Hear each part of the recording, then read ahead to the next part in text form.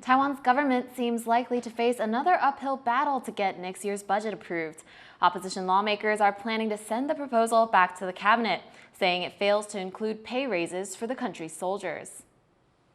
Taiwan's 2026 budget proposal comes to a standstill, facing opposition in the legislature. The Taiwan People's Party called the $100 billion budget illegal and filed a motion for reconsideration because the budget lacks provisions for pay raises for soldiers, police officers, and firefighters that had already been approved. TPP Chair Huang Guochang said this was especially an insult since members of these services have been working hard at relief efforts for a recent flood disaster. 特别是过去这段时间，在花莲堰塞湖，它所造成的巨大灾难，连续几个假期，我们看到的是投入的军人弟兄、警察弟兄、消防员弟兄，他们不眠不日，持续的在进行救灾的工作。结果呢，我们的赖清德政府嘴巴上面感谢他们的辛劳，实际上面的作为是践踏他们合法的权益。 The proposed budget for next year is an increase of $3.5 billion compared to this year's. And it also includes a defense budget that surpasses 3% of GDP. But a plan to raise volunteer soldiers' monthly bonus to $1,000 is not included due to concerns about the way the legislature passed the pay raise bill, which the cabinet says requires a constitutional interpretation to implement. The cabinet has said that the defense budget increase provides other benefits for service members and that it wants to increase the wages for all public servants. In the legislature on Tuesday, Premier Zhou Rongtai faced heated questions as he sought approval for the budget from the opposition-led body. 实质的问题，我们的追加预算已经增加了59.5亿。行为什么不实施嘛？程序上的预算，立法院大幅的要求行政院增加税数，我一再的要求，所以你没有回答。你要来征询行政院的意见，指出资金的来源，这个都没有做到啊。这么辛苦的军人要保卫国家，这么辛苦的警消要守护人民，但是立法院3读通过。 包括警消退休的待遇的稳定跟提升，以及军人必须保家卫国，但是家里要安身立命。军人的待遇，今年追加预算59.5亿，今年的年度预算也增加了170几亿，已经达到200多亿了。 The legislature can freeze or propose cuts to parts of the budget. Premier Zhou Rongtai has urged Legislative Speaker Han Kuo-yu to invite the cabinet for a meeting to discuss the budget with lawmakers. But with a divided government and different priorities, it may be some time before the budget is approved. Chris Ma and Tiffany Wong for TaiwanPlus. President Lai Ching-te is urging his U.S. counterpart Donald Trump to convince Beijing to abandon its military ambitions toward Taiwan, a move he says is worthy of a Nobel Peace Prize. Lai made the comments in an interview with American talk show host Buck Sexton in Taipei. He said Taiwan is open to negotiations with China if there is mutual dignity. Beijing claims Taiwan and has not ruled out the use of force to take it. On semiconductors, Lai said Taiwan is willing to work with the U.S. and help it become a global AI hub. Taipei recently rejected a Washington proposal to move half of its chip production to the U.S. A U.S. senator has introduced legislation to identify economic measures to deter China from attacking Taiwan. The bill was introduced by Jim Riles, the chairman of the Senate Foreign Relations Committee. If passed, it would set up a task force to identify Chinese targets for export controls, sanctions, and other economic punishments to be deployed if Beijing used military force against Taiwan. In a statement, Riles says the bill would, quote, hit China where it hurts. Before it can become law, the bill must pass both chambers of Congress and be signed by the president. On the second anniversary of Hamas's October 7th attack on Israel, U.S. President Donald Trump says peace talks are making progress. I think we're going to have it soon. I think we're going to have a deal. It's a hard thing for me to say that when for years and years they've been trying to have a deal with Gaza, but literally for centuries, okay, if you really think about it. But we're going to have a Gaza deal, I'm pretty sure, yeah. And they're really something. Hamas and Israeli representatives are in Egypt negotiating Trump's plan to end the war.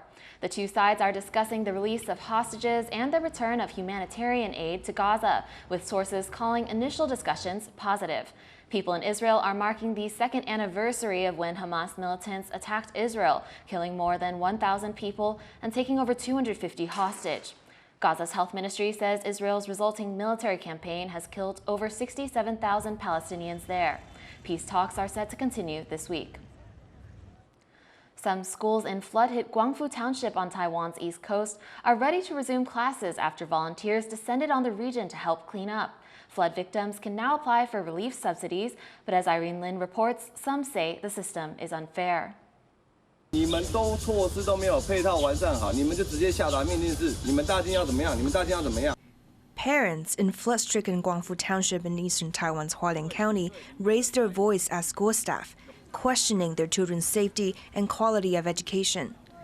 Dajing Elementary School became an evacuation center after the region was flooded by a mountain lake that burst its banks. But after 2 weeks of cleanup efforts, it's welcoming students back, with one caveat, that they share their campus with over 170 flood victims still staying there. The school and the county officials say the students and evacuees are separated on either side of the campus, and only teachers are allowed to enter the students' areas. 在这种艰困的一个时空环境里面，那我们是不是可以来共体时间？那我们承诺会尽快的来把校园还给学生。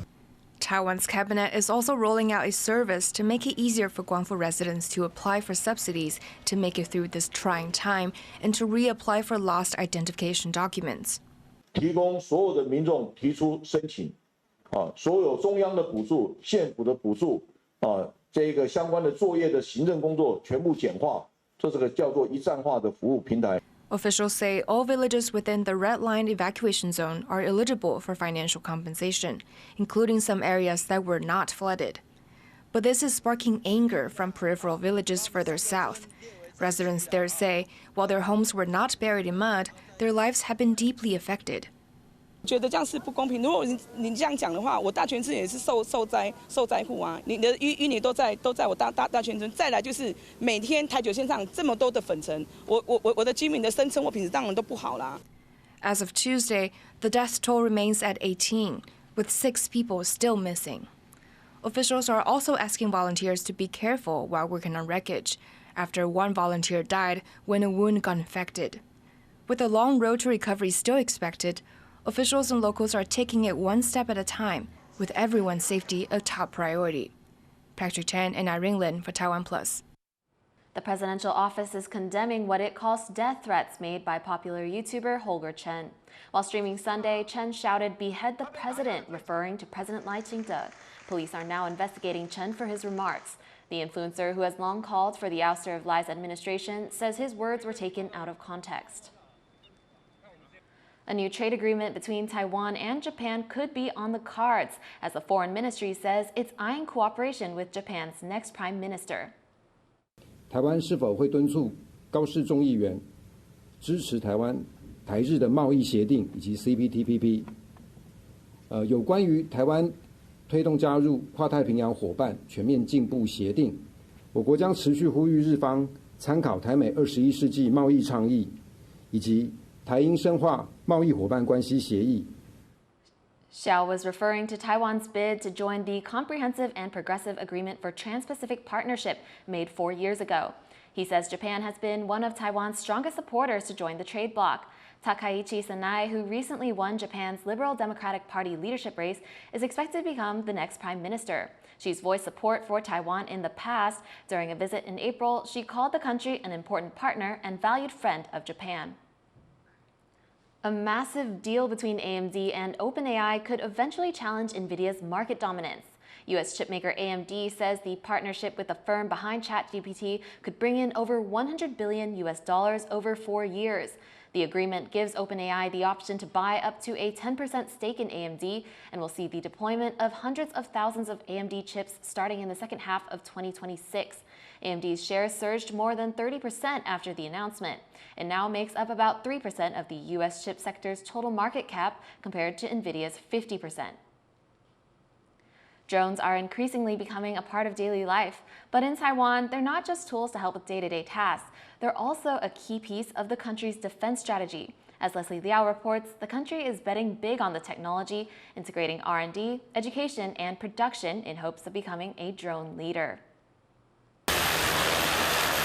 From agriculture to photography to animal conservation, drones are an emerging technology that Taiwan has quickly adopted. 我大学是读屏科大农园生产系，拄好大学的时阵，无人机这种物件伫台湾拄好开始，所以讲阮农机课顶悬就有想到，无人机喷药啊。 The country is moving quickly to build its own domestic drone industry, encompassing everything from education, R&D, and production. In recent years, drones have taken the spotlight in the defense industry. They've emerged as a vital tool in Ukraine's fight against Russia, and their effectiveness has caught Taiwan's attention. Taiwan faces its own invasion threats from neighboring China. Beijing claims Taiwan as part of its territory and has not ruled out taking the island nation by force. Facing this threat, Taiwan has taken a page out of Ukraine's playbook, adopting drone tech as a key part of its defense strategy. But that strategy right now depends on one crucial factor: talent.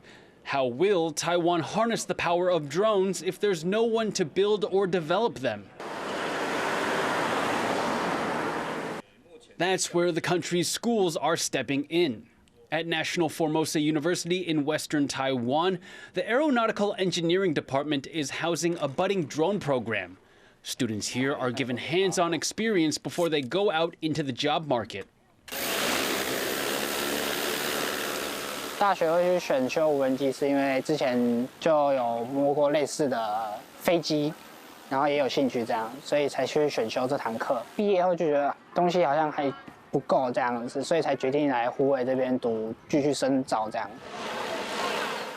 About 50 kilometers away in Jiayi is the Asia UAV AI Innovation Application R&D Center, a government initiative to help accelerate industry growth.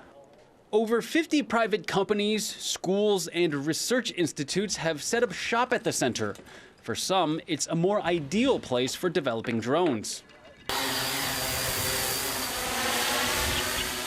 其实阮一开始是伫台南遐的一个小办公室遐其实是无啥方便，因为遐无一个足大的空地，会使讲，阮会使把阮的飞机就伫遐起飞。 On the front lines of Taiwan's drone trade are manufacturers and sellers. Many of them create custom, specialized UAVs on a smaller scale. They say fully commercializing Taiwan's drone market still depends on demand. 需求数量不够的话，就会导致说我们在找寻这个非红供应链的厂商的时候，甚至就是有些是你拿钱人家都不愿意帮你做，即使人家愿意帮你做，就是各个零组件拿到的一个成本，那个成本上面来说都会相对高很多。 Taiwan is betting big on drones. The technology has proven practical in everyday life, but it could also be a lifeline for the country as it faces an existential threat from across the strait. Where Taiwan goes from here in fulfilling its drone ambitions is now up to those making, buying, and operating them. Eason Sun and Leslie Liao for TaiwanPlus. Thank you for watching What's Up Taiwan. Finally, we head over to Italy, where children are celebrating the Mid-Autumn Festival and Taiwan's upcoming National Day by wearing iconic pomelo hats. I'm Tiffany Wong. Take care and see you next time.